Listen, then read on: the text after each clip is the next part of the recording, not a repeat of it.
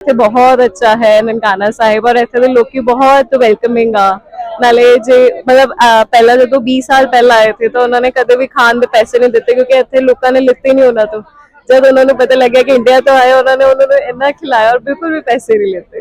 अच्छा हाँ जी। अच्छा होटल वाले ने पैसे नहीं ले? नहीं आ मेरे इन-लॉज ने दस्या मैंने। अच्छा वाह जी यानी आ देखो ये बड़ी अहम गल है दस रहा है कि होटल वाले ने खाने दे पैसे नहीं ले। अच्छा अक्सर ये गल सुनी दी असी कि सवारी जांदे आ ते टैक्सी वाले पैसे नहीं लेंदे बाजारां दे विच चीज़ां दी रैत हो जाती है सड़कों के उत्ते टोल प्लाजे वाले पैसे नहीं लेंदे। ते मेरे अंदर एक क्यूरियोसिटी थी आन दी कि मैं भी देखा मैं भी एक्सपीरियंस करा कि कितना दा लगदा और कितना दे लोकी इत्थे वेलकम करदे आ।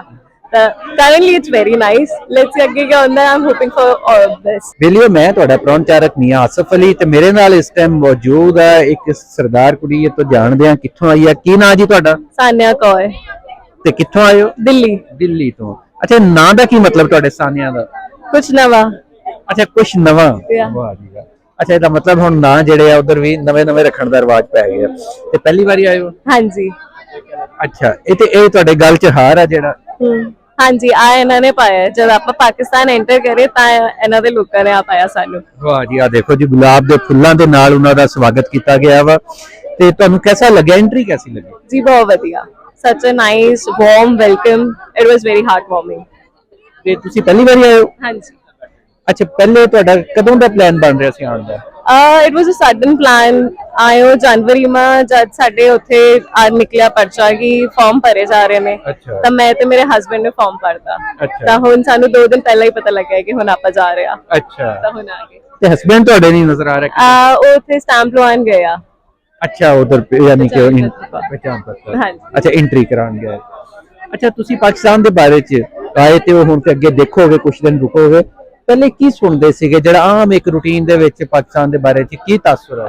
एक्चुअली मेरे जो इन-लॉज है वो पहले आ चुके ने नाले मेरे हस्बैंड भी आ चुके ने पहला ਤਾਂ ਉਹਨਾਂ ਨੇ ਦੱਸਿਆ ਕਿ ਇੱਥੇ ਬਹੁਤ ਅੱਛਾ ਹੈ ਨਨਕਾਣਾ ਸਾਹਿਬ ਔਰ ਇੱਥੇ ਦੇ ਲੋਕੀ ਬਹੁਤ ਵੈਲਕਮਿੰਗ ਆ ਨਾਲੇ ਜੇ ਮਤਲਬ ਪਹਿਲਾਂ ਜਦੋਂ 20 ਸਾਲ ਪਹਿਲਾਂ ਆਏ थे ਤਾਂ ਉਹਨਾਂ ਨੇ ਕਦੇ ਵੀ ਖਾਣ ਦੇ ਪੈਸੇ ਨਹੀਂ ਦਿੱਤੇ ਕਿਉਂਕਿ ਇੱਥੇ ਲੋਕਾਂ ਨੇ ਲਿੱਤੇ ਨਹੀਂ ਉਹਨਾਂ ਤੋਂ ਜਦ ਉਹਨਾਂ ਨੂੰ ਪਤਾ ਲੱਗਿਆ ਕਿ ਇੰਡੀਆ ਤੋਂ ਆਏ ਉਹਨਾਂ ਨੂੰ ਇੰਨਾ ਖਿਲਾਇਆ ਔਰ ਬਿਲਕੁਲ ਵੀ ਪੈਸੇ ਨਹੀਂ ਲਿੱਤੇ। ਅੱਛਾ ਹਾਂਜੀ।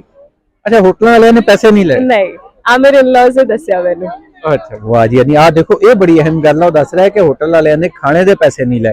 अच्छा अक्सर ये गल सुनी दी असी कि सवारी जांदे आ ते टैक्सी वाले पैसे नहीं लेंदे बाजारां दे विच चीज़ां दी रैत हो जाती है सड़कों के उत्ते टोल प्लाजे वाले पैसे नहीं लेंदे ते अच्छा कैसा फील हुंदा जदों ये सुनदे हो? बहुत वधिया मेरे अंदर एक क्यूरियोसिटी थी आन दी कि मैं भी देखा मैं भी एक्सपीरियंस करा कि कितना दा लगदा और कितना दे लोकी इत्थे वेलकम करदे आ। Currently it's very nice. Let's see आगे क्या होता है। I'm hoping for all of this. अच्छा ते ਤੁਸੀਂ ਕਰਦੇ ਕੀ ਹੋ? मैं हाउसवाइफ हाँ। अच्छा हाँ जी। मेरे हस्बैंड ਦਾ ਬਿਜ਼ਨਸ ਆ ਫਿਲਮ ਪ੍ਰੋਡਕਸ਼ਨ ਦਾ। ਫਿਲਮ ਪ੍ਰੋਡਕਸ਼ਨ ਦਾ? ਜੀ। ਅੱਛਾ ਕਿਹੜੀ ਫਿਲਮ ਬਣਾ ਚੁੱਕੇ ਹੋ? ਉਹ Amazon ਔਰ Netflix ਦੇ ਵਾਸਤੇ ਬਣਾਈ ਆ ਉਹਨਾਂ ਨੇ। ਅੱਛਾ ਕਿਹੜੀ ਬਣਾਈ ਹੈ? ਇੱਕ ਵੱਧ ਬਣਾਈ ਹੋਈ ਆ ਔਰ ਬਾਕੀ ਉਹਨਾਂ ਨੂੰ ਪਤਾ ਹੈ। ਚੰਗੀ ਘਰ ਵਾਲੀ ਹੈ ਕਿ ਉਹਨਾਂ ਦੇ ਫਿਲਮਾਂ ਦਾ ਵੀ ਨਹੀਂ ਪਤਾ? ਉਹਨਾਂ ਨੇ ਮੈਨੂੰ ਦੱਸਿਆ ਕਿ ਹਲੇ ਕੋਈ ਆਗੇ ਬਾਤ ਆ।